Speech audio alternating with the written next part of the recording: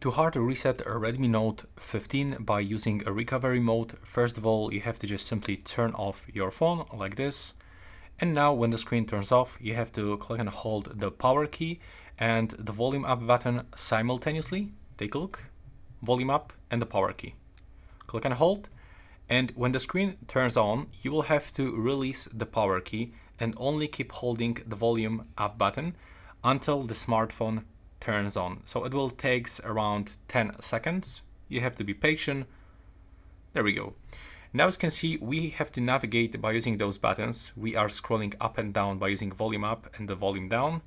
You have to go for the wipe data, click on the power key, scroll to the wipe all data, click on the power key. Now scroll and select confirm and the process will start. It will take around 5 minutes. Then you will go back to this screen. You have to select reboot and click to reboot to system. And that's pretty much it for this video.